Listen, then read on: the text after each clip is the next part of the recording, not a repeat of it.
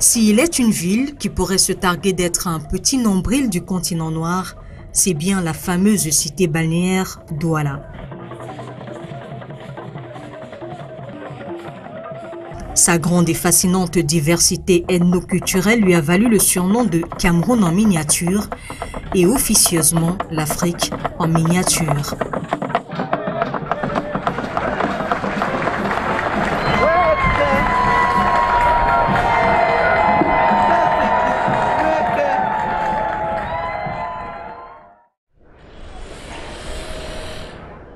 En quelques années, la capitale économique du Cameroun a connu un développement considérable à tout point de vue, au point de devenir la ville la plus importante du pays et la plaque tournante de toute une sous-région.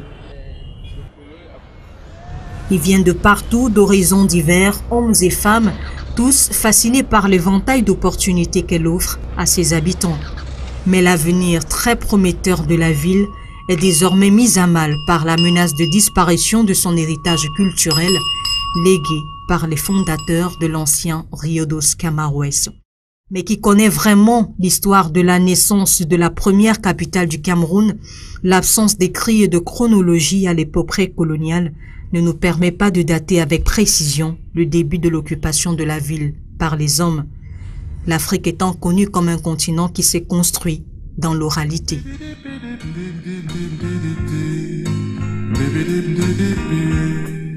Cependant, l'histoire n'étant pas une science, la suite de ce document ne sera donc que pur témoignage des hommes, gardiens invétérés de la tradition, qui nous amène ici sur les traces de ceux qui ont fondé cette ville il y a 4 siècles.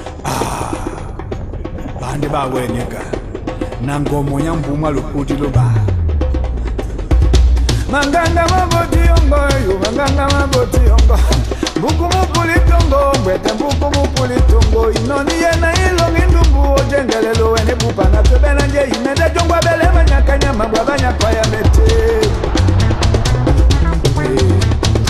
nikali mambo malunga nendo wibote wasi bongo toluba wibende ba bongo. Nous sommes vers la fin du XVe siècle. Douala n'était alors qu'une petite île sauvage bordée d'eau, de forêts et de mangroves, une terre propice à l'exploration. Espagnols, portugais, allemands, français et anglais, tous essayeront de braver les obstacles humains et géophysiques pour conquérir la petite île. Mais il aura fallu négocier avec les autochtones dont l'identité est encore inconnue et méconnue de la jeune génération. Bon, je dirais les Douala, si on me demande, si mon opinion personnelle, je dirais que les Douala sont les premiers à avoir habité dans la ville. À ma connaissance, je dirais que ce sont les Douala, parce que c'est leur territoire. Moi, je me dis que ce sont les Douala, parce que c'est à partir de Douala Mangabel qu'on a donné le nom Douala à cette ville. Nous sommes dans un domaine pas très connu, c'est-à-dire on est là avant le traité de 1884. C'est très mal connu.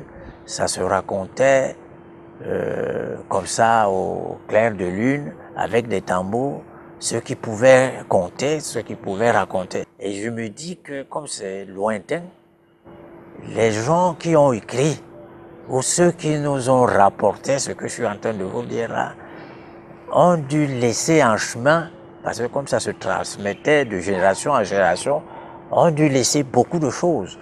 De telle sorte que peut-être c'est 30% qui restent. Donc nous sommes là dans un domaine où il y a beaucoup de suppositions, où il y a beaucoup de reconstitutions.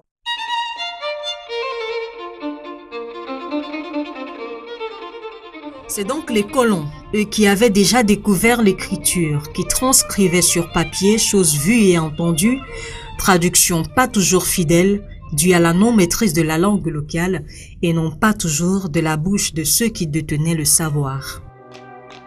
Des écrits analysés et remis en question plus tard par les chantres de la civilisation négro-africaine, aujourd'hui disparus.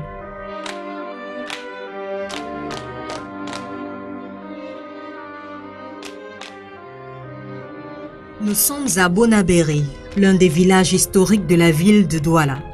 Et Bongo Anatole, ici à l'image, est l'un des rares patriarches historiques encore vivants. Avant de disparaître, ses ancêtres avaient pris le soin de lui léguer la sagesse de l'histoire de son peuple. Nous l'avons trouvé ce jour-là dans son bureau, plongé dans l'écriture de son prochain livre sur l'histoire de sa ville.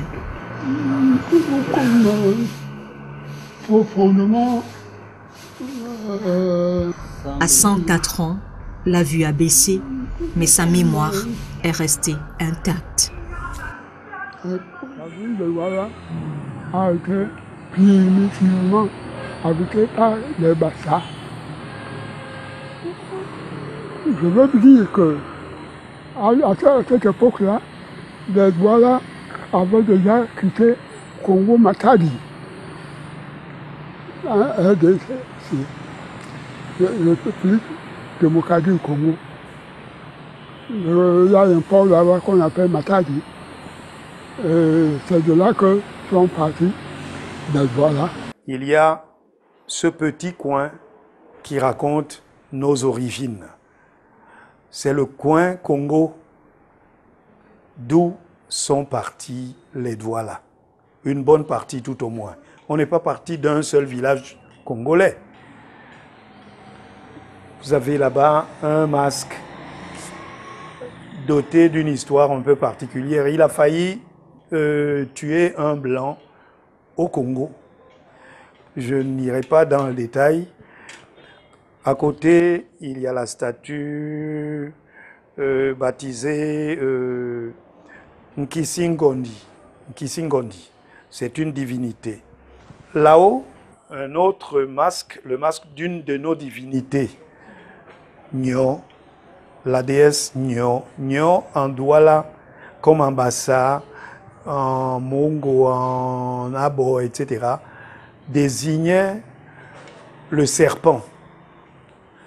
Mais en Douala, le Douala a retenu sa définition cheveux.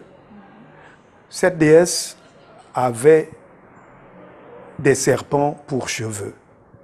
Nous gardons ce coin Congo pour que personne, pour que aucun fils, aucune fille de ce terroir Sawa n'oublie d'où il vient. On dit que c'était pour une histoire de mauvais partage de viande d'éléphant. Il s'est fâché, il a dit, voilà, dit, non, je ne reste plus ici, je m'en vais avec ma famille. C'est comme ça que les Douala sont partis du Congo-Matadi pour un peu plus au nord, sur la côte du Cameroun. Ils ont entré d'abord du côté de Manoka, en Sénégal-Maritime. Et de la Sénégal-Maritime, ils ont passé par une petite passe qui était là, qui est là, pour entrer la fête de Bouri. Et de là, ils venaient de temps en temps pêcher du côté en aval, là, du côté de Manoka, là où on appelle aujourd'hui Mbengamsumbo. Et ils trouvaient que des pots de bananes venaient au moment de la marée basse. Ces pots de bananes venaient des gens qui devaient se trouver un peu plus haut là-bas, sur le fleuve, qu'ils avaient toujours évité. Alors, ils se sont regardés un jour et dit non, tant qu'à faire, nous remontons le fleuve. De Manoka, ils ont remonté le fleuve et ils ont trouvé le bassin. Le bassin était là. Les Douala sont venus comme des pêcheurs. Ils ont vu une bonne eau, commencé à pêcher. Là, ils ont commencé à rester là l'un après l'autre. Comme ça, la pêche auparavant, on restait en groupe. Et après le départ des uns, les autres venaient. Ils sont sillonnés donc, restés donc au bord de ce Vouri-là. Le Douala venait d'où? Le Douala venait de Congo. Ils sont des Congolais. Si vous entendez même les langues se ressemblent. Ils parlaient comme des Congolais. Alors, on les a accueillis comme ils sont venus. On parlait avec les mains, parce que l'un ou l'autre ne connaissait pas la langue. Alors, ils parlaient avec les mains. Même les uns les Bassa prenaient les poissons et aussi prenaient la nourriture. Alors on fait l'échange avec les mains. C'est alors qu'ils sont restés là pour pêcher. Les Bassa, les Bakoko, ensuite les Douala, voici donc les premiers habitants, ceux que l'histoire a appelés les autochtones de la ville. Mais d'où venaient-ils? Je suis Sa Majesté Toto Bekombo Théodore. Je suis fils de Bekombo Basoso Henri et de C. Toto Teclair. Mon père, à qui j'ai succédé, lui-même est fils de Soseyoum, chef de premier degré des Pongo, qui lui-même est fils de Eyumandjanga, qui lui-même est fils de Ndjangangome, qui lui-même est fils de Eyum. Et la généalogie se perpétue ainsi jusqu'à notre ancêtre Pongwambedi. Donc je suis dans la hiérarchie le 8e arc dans l'ordre successoral patriarcal et patrilinéaire. Nous sommes l'une des cultures où le mode successoral est encore patriarcal et patrilinéaire, c'est-à-dire de père en fils et de génération en génération. Les égyptologues disent que nous appartenons au groupe Ngara, Nyata, Kara ou Ankara Diala, qui serait du mouvement migratoire Shankala ou Sankara ou Sahara. Leur localisation fixe dans le Soudan septentrional. Ils ont dit dans l'histoire qu'ils venaient eux aussi d'Égypte par la voie, les Bakoko sont venus par voie d'eau et les Bassa par voie de terre. Ce serait donc de l'Afrique du Nord que tout est parti. Fuyant la christianisation, l'islamisation, la colonisation et l'esclavagisme par des peuples conquérants, fils et filles bantous migreront de la région des Grands Lacs du Nord jusqu'en Afrique du Sud, en passant par l'est et l'ouest du continent à la recherche des terres fertiles, à l'instar des Douala qui atterriront au bassin du Congo. D'autres, comme les Bassa, gagneront les zones forestières moins accessibles à la cavalerie des prédateurs et autres conquérants. Non contents d'être islamisés et de nos pouvoirs avoir à supporter dans la conscience d'être des esclavagistes, alors ils ont entrepris leur longue migration. Au cours de ces grandes migrations, beaucoup développeront plusieurs civilisations, certaines moulées dans les coutumes des peuples hôtes. Mais fort heureusement, l'unicité de leur langue résistera à une certaine mesure. C'est pourquoi il est aujourd'hui facile de les identifier et de remonter leur filiation. Encore plus aisément chez ceux qui sont arrivés en dernier sur la presqu'île, les Douala. Les Douala ne sont pas venus seuls. Ils sont venus avec leurs frères, leurs cousins et tout et tout. Vous trouvez tout cela là, dans le papier.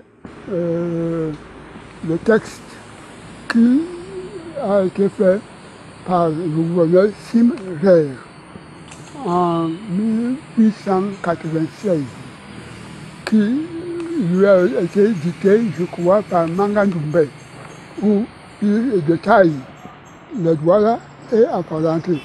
Douala Sams, que les Douala sont là avec les bourris, les abords, les Pongo, les Boudiman, sont tous énumérés là. Les Douala ne sont pas venus seuls, ils sont venus avec leurs apparentés. Mais la paix au sein de ce groupe fraîchement venu du Congo ne résistera pas à l'usure du temps. Les Pongo, cousins des Douala, un peuple qui se démarque encore aujourd'hui du reste, quitteront le groupe pour une folle histoire de bagues. Pongwa Mbedi avait son fils qui devait aller aux fiançailles. Et le fils de Ewala Mbedi avait une grosse bague en or. Et le fils de Pongwa Mbedi lui a dit prête-moi ta bague pour qu'arriver là-bas, pour qu'on voit que je suis aussi fils de la chefferie. Alors lorsqu'ils sont partis, les fiançailles se sont bien déroulées. À la fin de la cérémonie, ils sont rentrés. Au moment où ils sont rentrés, la bague ne pouvait plus sortir du doigt. Alors il va se poser un dilemme, c'est que le père d'Ewale, c'est-à-dire le père de Douala, c'est-à-dire Ewale, va dire non. Comme la bague ne peut plus sortir, il faut couper le doigt. Alors, on va couper le doigt du fils de Pongwa Mbedi. Et en retour, Pongo va appeler Kolé, l'ancêtre des Bakwiri, et il va lui dire non, ces gens sont trop cruels, nous ne pouvons plus rester avec eux, autant partir. Et c'est ainsi qu'ils sont partis, ils ont descendu les embouchures de la Dibaba, ils sont arrivés dans le Mungo, au niveau de Malende, et voilà leur installation. Kolé a pris la rive gauche et Pongwa Mbedi la rive droite. D'autres divisions interviendront, cette fois-ci au sein des 3 clans établis sur les berges du fleuve Voré. Les causes de leurs disputes ont été, à mon avis, multiples. Il y avait les problèmes de rapt, il y avait les problèmes d'hégémonie, il y avait les problèmes, comment dirais-je, d'incompréhension entre les deux traditions, les manières de vivre. À un moment donné, 3 clans qui commencent à cohabiter, je crois que les palabres commencent à venir. Et au départ, les Douala étaient restés un peu entre eux. C'est-à-dire qu'il n'y a pas eu d'intégration. Si vous voulez, vous avez trouvé les gens, vous s'intégrer dans leur vie, dans leur façon de faire. Les camps étaient restés séparés. Ce qui fait donc que tout cela a créé que, moindre étincelle comme ça prenait le feu. L'arrière-pays des Douala, c'est là que habitaient les Bakoko et les Bassa, parce que les Douala étaient devant. Et les Douala, l'arrière-pays, ils appelaient ça, c'était leur dikundo et leur plantation, leur moala. À force, évidemment, de faire caca, comme on dit vulgairement, avec l'odeur des excréments, ça sentait tellement mauvais par la suite que les bassins ne pouvaient plus respirer. Ils chiaient là, donc ils chient là, ils boivent là, là où on se lave encore. Le bassin a dit que rester avec de pareils gens, nous ne pouvons pas. Nous ne pouvons pas rester là où nous vivons, nous nous lavons, nous commençons à rester avec les gens. Ils commencent à se retirer, le bassin a commencé à se retirer, laisser les gens là au bord de l'eau. Le bassin a commencé à se retirer. Et venir rester à Bepanda, comme vous entendez.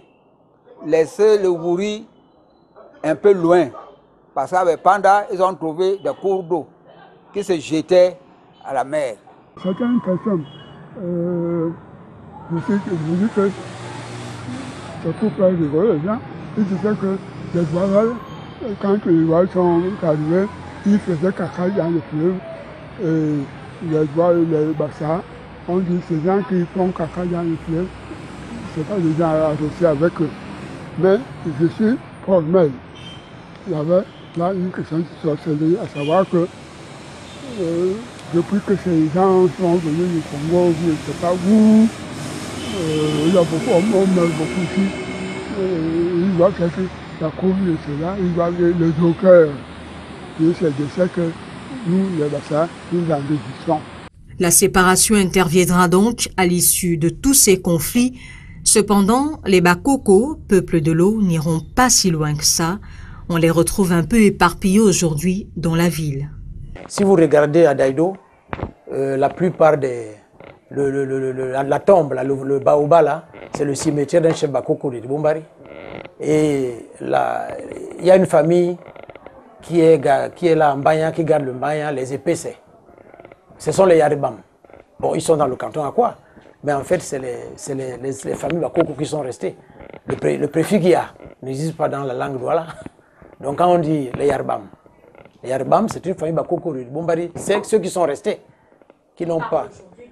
Voilà, qui parlent aujourd'hui. Ils sont assimilés dans le canton à quoi? C'est comme le village de Bonawe Kombo.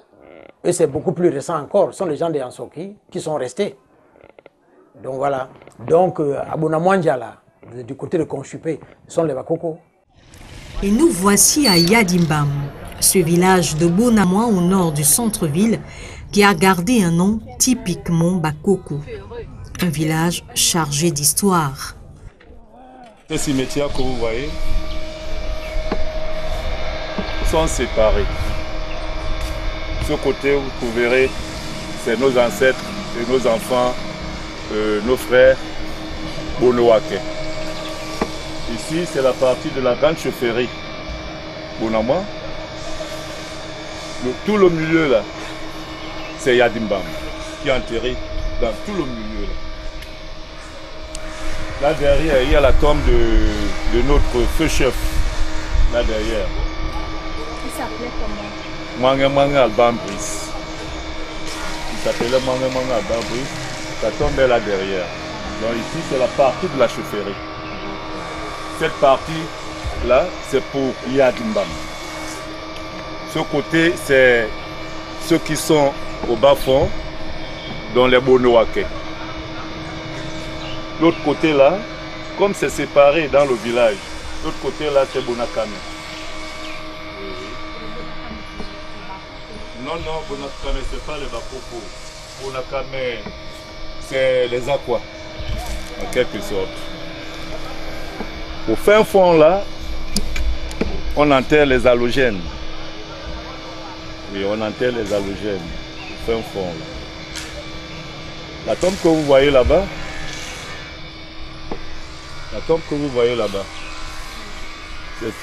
c'est celle du représentant, le feu représentant d'Aquanor. Celle qui est pointue là. Ici, cette partie-ci, il y a les Bonamika.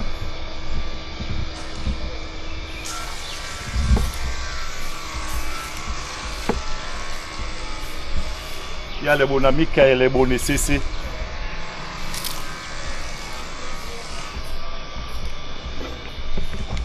À partir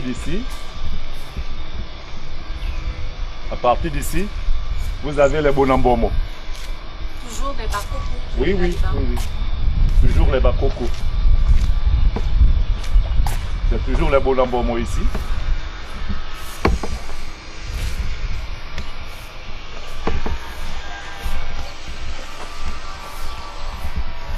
C'est toujours le Bonambomo ici.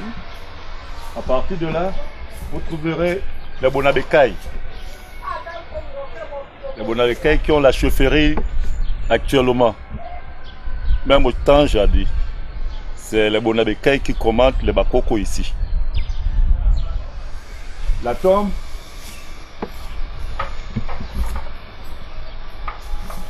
de notre premier chef,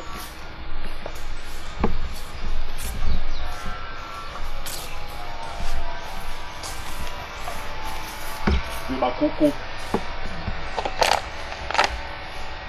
C'est ça ici. La tombe de notre premier chef Bakoko, Yadimbam, c'est ça ici. Il s'appelait comment? Eidi Toko. Là, c'est les halogènes. Là, c'est les halogènes. Donc, on n'enterre pas ici n'importe comment, même s'il y a des surfaces à ce niveau, même s'il y a des surfaces à ce niveau, on ne peut pas se permettre à prendre un halogène, de lui l'enterrer où est-ce qu'il y a les autochtones. Donc c'est un des rares cimetières à être organisé, c'est ça? Exactement.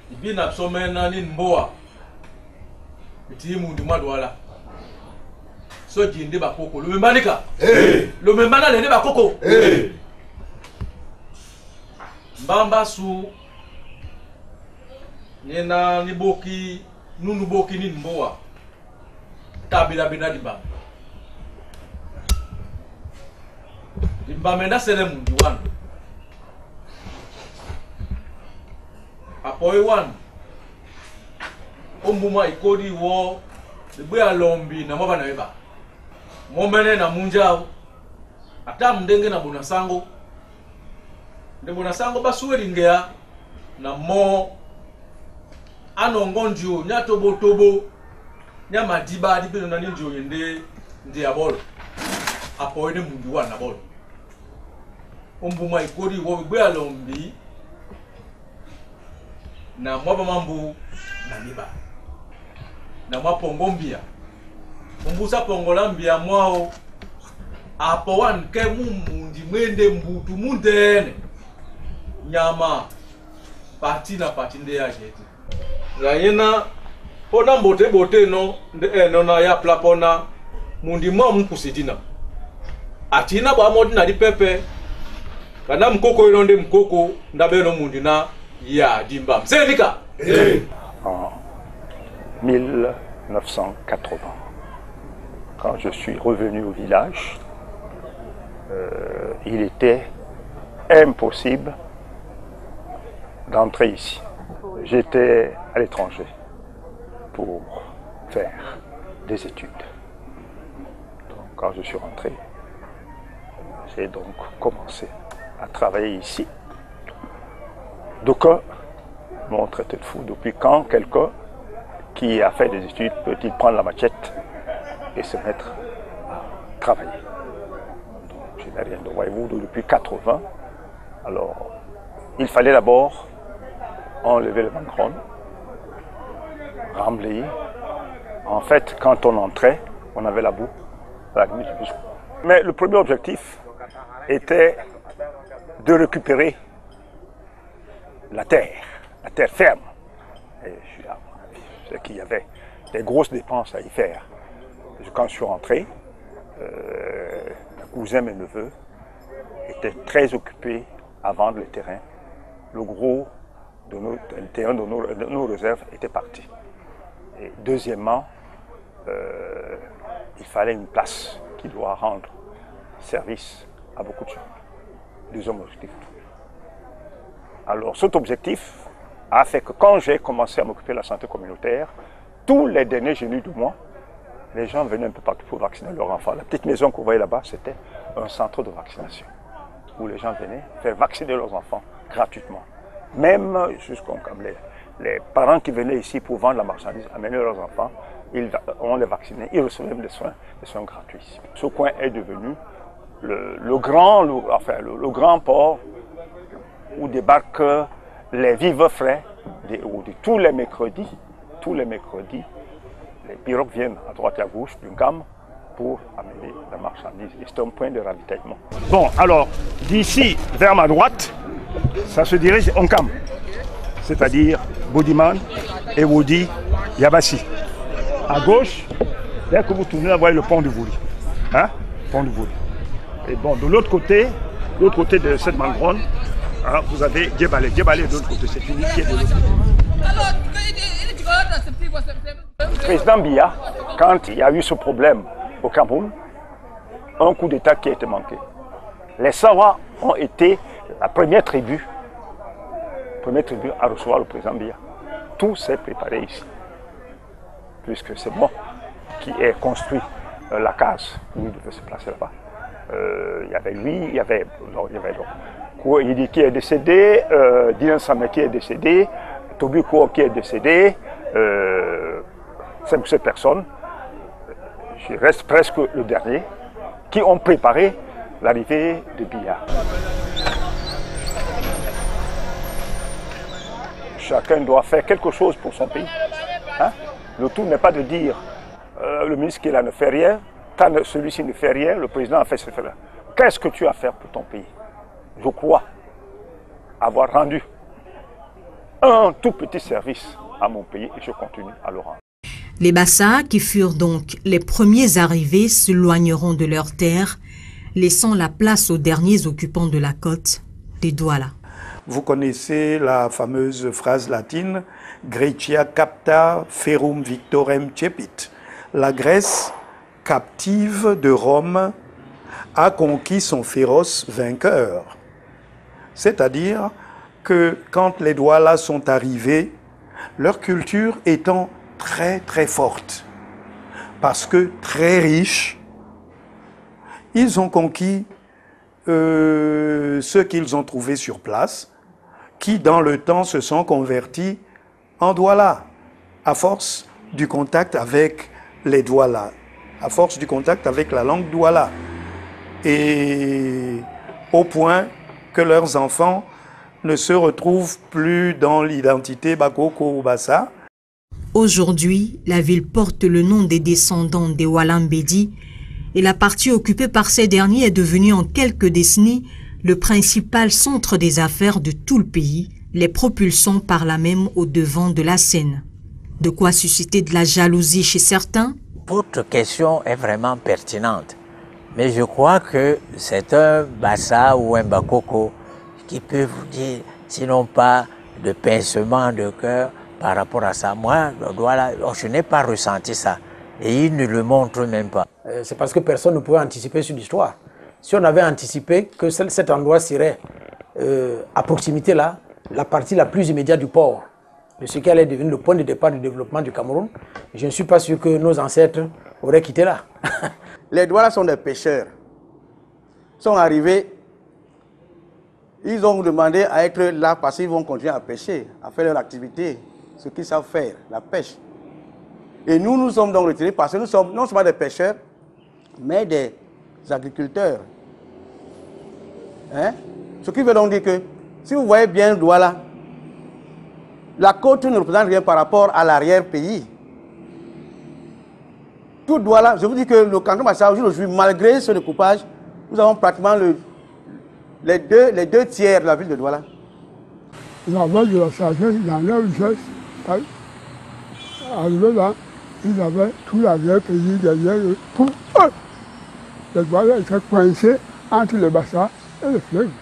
L'autre jour, je discutais avec le directeur qui est en train de construire le second pont. Bon, mais moi, je leur ai dit que le Douala est unique. Il nous a dit non. Quand moi, parce qu'il était question qu'on fasse des sacrifices, là. Enfin, j'appelle ça des rites. Hein. Bon, alors, quand je dis à ce banc-là, il était tout étonné. Il a dit que non, j'ai construit beaucoup de ponts ici au Cameroun. On voit seulement, il m'a parlé de Bonaberi, peut-être à quoi, et d'Aïdo qui sont... Il a dit non, Douala est un. Il y a tout le monde. Il y a 70 villages ici, 70 chefs. Ça appartient à tout. Mais si on a quelque chose pour Douala, ça se partage, c'est réparti.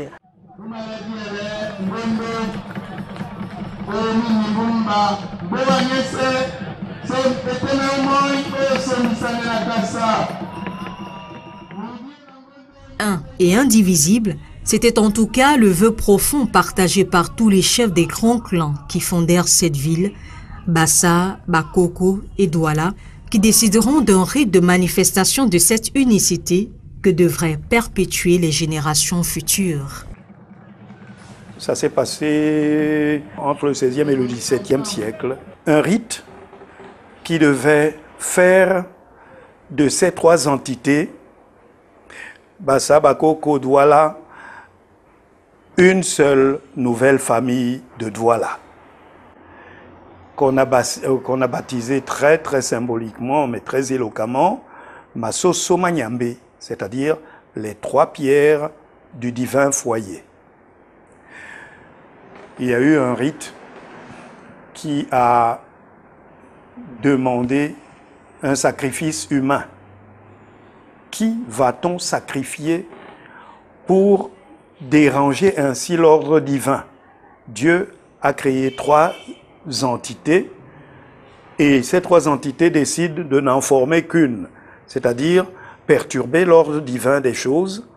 Ah, il faut offrir un grand sacrifice à Dieu pour qu'il tolère un acte pareil. Qui va-t-on donc sacrifier? Et on entend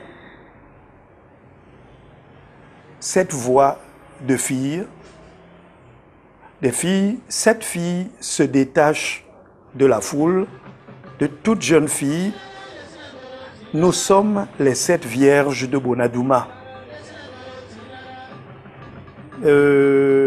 Majesté, nos grands-pères, etc., veuillez accepter que pour une aussi noble cause, nous nous constituions holocauste, c'est-à-dire bête du sacrifice. La pirogue qui les a emmenés vers le large cette nuit-là n'est pas revenue, dit l'histoire. On a bien vu le sacrificateur au village le lendemain, mais ses lèvres étaient scellées par la loi du silence. Personne n'a jamais su comment s'est officié ce sacrifice, ni où exactement. Mais nous avons un site devenu sacré vers le large où périodiquement se passent des phénomènes extrasensoriels assez impressionnants, mais en bien. Et tout un chacun s'est mis en tête que c'est ce coin-là qui a hébergé le sacrifice des 7 vierges de Bonadouma. Et jusqu'à ce jour, on le nomme Ngondeda Bonadouma Samba, les 7 vierges de Bonadouma. Le rite donnera naissance à la grande assemblée traditionnelle connue sous le nom de Ngondo, gage du pacte d'alliance pacifique signé entre les principaux autochtones de la ville.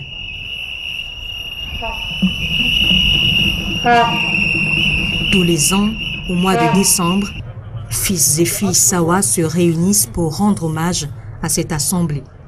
Malheureusement, beaucoup sont d'avis aujourd'hui que le Ngondo se meurt, asphyxié par des luttes internes, l'exode massif, la culture coloniale et la modernisation accélérée. Ebanda Muyombon René, ici à l'image, est un des descendants du roi Mbedi. Il appartient à l'ethnie Mongo, dont la langue rappelle plus que tout autre leurs origines congolaises.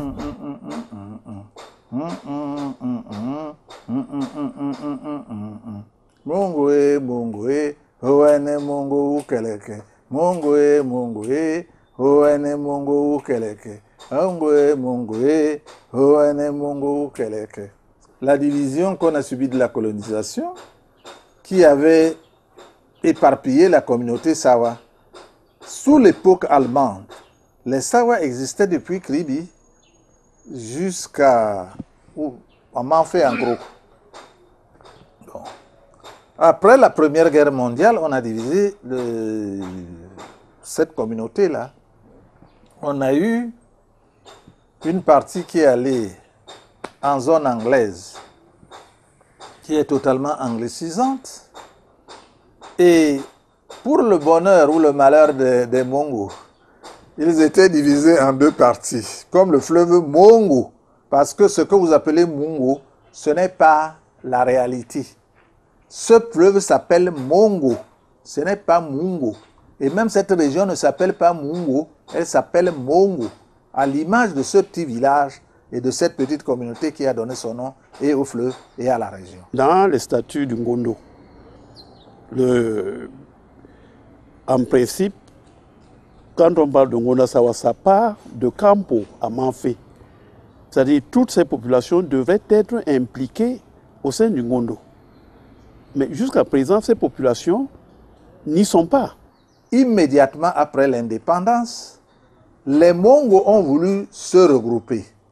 Comme la majorité était plutôt du côté anglicisant, bon, la majorité des Mongos était obligée d'aller rester avec ces frères-là de ce côté. Et maintenant, s'il y a une répartition administrative qui fait que tous les Mongos se sont regroupés dans la zone du sud-ouest, ils ne peuvent pas venir aussi dans la zone du littoral réclamer quelque chose. Dès qu'on a été en contact, on a eu ce contact privilégié par rapport à d'autres peuples camerounais, d'avoir les Blancs en premier. Et nous sommes tombés en admiration, ça je suis obligé de le dire, que nous avons voulu plutôt imiter leur mode de vie, au lieu d'essayer de rester nous-mêmes.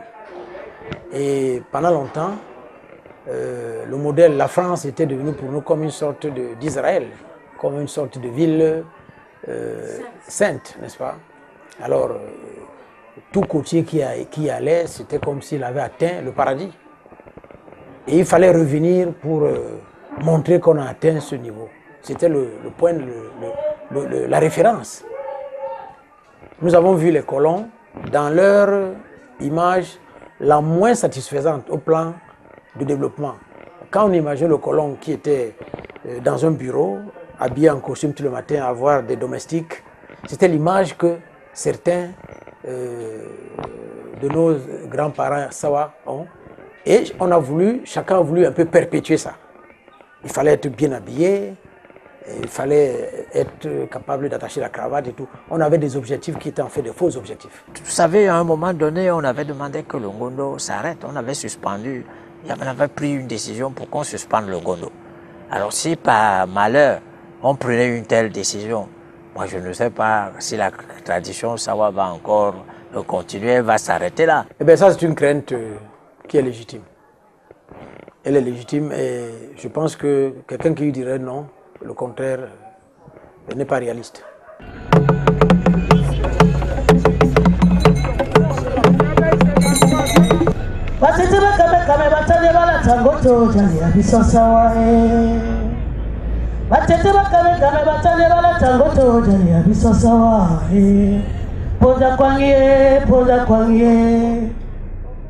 Douala, la petite Bantou venue d'Égypte, a beaucoup changé. Si la ville, à l'origine du nom Cameroun, donné au pays tout entier, se développe économiquement, son essence ne tient plus qu'à un fil. La culture occidentale est en train de faire corps avec la mentalité des fils Sawa. De l'autre côté, le respect des aînés a presque disparu et les langues maternelles sont délaissées au profit de celles héritées de la colonisation. Et où sont passés nos baobabs, nos grands feux autour desquels nous était contée l'histoire de nos ancêtres et de nos vaillants rois et reines? Le siècle de la vitesse a tout balayé à son passage, tel un tourbillon. Même le sens de l'intérêt général, auparavant essentiel à la communauté, fait place aujourd'hui à l'individualisme, à la recherche du bonheur personnel. Le Masoso Manyambe s'effrite. Le peuple Sawa disparaîtra-t-il dans un futur lointain? C'est la question qu'on est tenté de se poser. Eh bien ça c'est une crainte qui est légitime. Elle est légitime et je pense que quelqu'un qui dirait non, le contraire, n'est pas réaliste. Si quelqu'un arrive à Douala, un touriste, il voit que le visuel, voit les gens habillés en gandoura ou en, je ne sais pas moi, quel autre habit de quelle autre tribu, il peut se dire ce que vous dites. C'est-à-dire que bon, la ville de Douala n'a pas d'autochtone. On ne comprend plus, on ne sait plus qui est qui.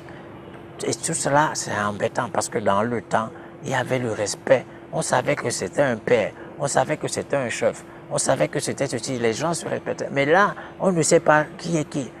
Tous ces gens-là qui sont venus sont confondus avec les Douala, sont confondus avec les autres. C'est un désordre qui s'installe. Nous n'avons pas cette préoccupation pour chasser les autres Camerounais, non. Ils ont été accueillis. Le Cameroun est devenu l'État de tout le monde, c'est la République. Le tourbillon n'épargne apparemment personne, puisque même les chefs traditionnels, auparavant puissants, perdent au fil des temps leurs prérogatives au profit d'une administration occidentalisée. Alors même l'assemblée traditionnelle du peuple Sawa, le Ngondo, Dieu merci qu'on l'avait au moins, cette assemblée. Et moi je peux dire que la seule chose qui a pu nous maintenir à flot jusqu'à présent, c'est le Ngondo. Et je crois que vous en convenez avec moi. Au moins avec ça, pendant des décennies, tous ceux qui venaient même de l'extérieur, quand on parlait de Ngondo, ils savaient que ça c'est la cérémonie qui est attachée aux autour de la ville de Douala. Plus leurs frères qui viennent des environs, les autres peuples Sawa de la côte. Et donc c'était pendant longtemps là, le moment le plus important en termes de manifestation dans la ville de Douala. Donc, heureusement que ça a permis de retarder un peu l'échéance. Parce que nous-mêmes, que ce soit des monuments, que ce soit des écoles de culture, vous voyez, il y a des peuples qui nous ont rejoints ici, ils ont des centres culturels. Nous qui sommes ici, on n'a pas de centre culturel. Vous voyez les terrains, les terrains les mieux placés, ce n'est plus nous qui les avons. Vous voyez? Donc, à un moment donné, comme Eboalotine l'a chanté si bien, nous étions déjà devenus ceux qui allaient habiter dans les mangroves, les matanda. Quand on entend le Mbemba Mutasawa, cette chanson de Eboalotine, elle rejoint, elle est prophétique. Il a eu une vision prophétique de l'avenir et elle reste d'actualité. Notre rôle premier, et c'est une définition officielle, est de sauvegarder notre culture. Chaque année, qu'il neige ou qu'il fasse soleil, nous sommes obligés de pratiquer notre fête, la fête de l'eau. Et dans cette fête de l'eau, ce n'est pas seulement ce que vous voyez sur les berges du Vouré. Nous allons dans les 6 cantons. Nous allons même chez nos frères, les Abors, les Ewodi et tout cela, les Malimba, pour leur rappeler aux jeunes, puisque c'est un moment de recueillement, de rassemblement, c'est un moment de joie, un moment où on vit la culture. Ce que nous souhaiterions, c'est que nous mettions en place un jour où vraiment tous les Sawa se mettraient en accoutrement traditionnel et ne mangeraient que peut-être les aliments traditionnels. Ceux qui arrivent même, s'ils pensent, ils viennent avec des velléités d'engorgement pour avaler ceux qui sont au Sébastien, les Douala, les Bakoko, serait à tort. Parce que si vous leur retournez la question, que chez vous, si cela vous arrive, comment vous réagirez? Ils ne vont pas vous dire autre chose. Ils vont vous dire que nous sommes les Aoussa, nous sommes les gens de l'Ouest, nous sommes les gens de l'Est. Hein? C'est comme ça. Donc nous sommes les gens du Vouri, les Sawa du Vouri, les Douala, les Sawa du Douala, du Vouri. Nous avons le devoir, évidemment, c'est pour ça que nous sommes au niveau des cantons, au niveau de Ngondo, faire la promotion de notre culture, pour qu'elle ne s'éteigne pas. Et les enfants, nos enfants, petits-enfants, ont le devoir de prendre le relais. Le président de la République nous a retrocédé 5000 mètres carrés à Besseke, à côté, derrière le collège Liberman. Nous voulons y construire un monument traditionnel, c'est-à-dire notre maison de culture, qui sera représentée par tout ce qui est comme culture chez les Douala. Ça va être un monument qui va quand même permettre aux gens de connaître l'histoire de la ville de Douala. Et tout tel qu'on est en train de le concevoir, ce sera un grand espace culturel, un grand espace historique. Et donc tous les visiteurs, que ce soit ceux qui viennent de l'étranger ou bien des étudiants, des jeunes enfants, qui iront visiter ce monument, n'est-ce pas, auront le loisir d'apprendre ce que c'est que la ville de Douala. Vous avez l'espace que l'État du Cameroun vient de nous octroyer sur les berges du Vouri pour en faire, n'est-ce pas, le lieu de manifestation du Ngondo. Là-bas également, disons, des idées, des éléments et des vestiges historiques seront bâtis à cet endroit. Et pour ne citer que ces deux choses. Entre-temps, de plus en plus vous entendez parler des différentes écoles de culture qui sont en train de s'aimer dans les clans Sawa. Il y en a une qui fonctionne dans le canton Bel, il y a une autre qui fonctionne à Daïdo, il y a une autre qui fonctionne dans le canton Bakoko, et je crois qu'il y en a même une autre qui est dans le canton Bassa. Je pense que c'est autant d'initiatives qui vont faire en sorte que nous soyons au rendez-vous à l'intérieur du Cameroun, au rendez-vous du donner et du recevoir dans cette ville de Douala avec nos frères qui sont venus partager notre existence ici, et de telle manière qu'on puisse les amener à respecter le fait que cette ville a une origine. Cette affaire de culture, cette affaire de tradition dépend de notre gouvernement, dépend des contestes. Mais si, par exemple, l'administration qui gouverne, le gouvernement qui est en place, ne met pas, n'est-ce pas, les moyens en place pour que nous puissions travailler et que cette tradition perdure, elle va disparaître. Il faudrait que lorsqu'on arrive au Cameroun, à Fumban, on sache que c'est le peuple Bamoun qui est originaire d'ici, qu'on retrouve, ça fait la fierté du Cameroun. Il faudrait que quand on arrive en Gaoundéré, ou bien à Garoua, par exemple, qu'on sache que les Peuls sont d'ici. L'État, gardien des valeurs culturelles et identitaires de ces populations, est ici interpellé. Mais les efforts devraient d'abord venir de l'intérieur, des fils et filles Sawa, descendants de la Grande Égypte. La réhabilitation et la sauvegarde des langues locales, non incompatibles pourtant avec cette modernité imposée, est un facteur clé au développement de toute nation. Nyendena muna na muna te abe muna douala abe muna bakoko nya basa nya grafi nya yaonde nya bule abote jokwa miango mambo wao abote jokwa brambo bwao na asi tika paname obrambo bwa bapepe letnde topo brambo bwa mkala ni kanyepso ison motote okwe bwambo bwao ali bana bao bo bwambo ebanja lole melese ndelo mbwambo Cameroun.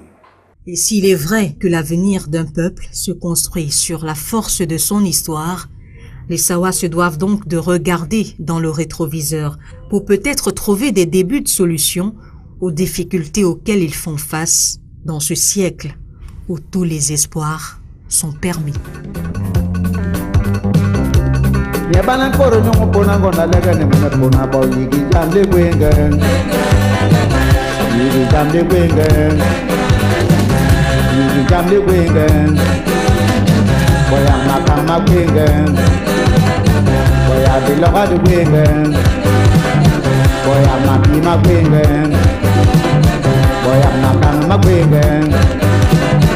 Ya we do a wingen, ya ba wuta ba wingen.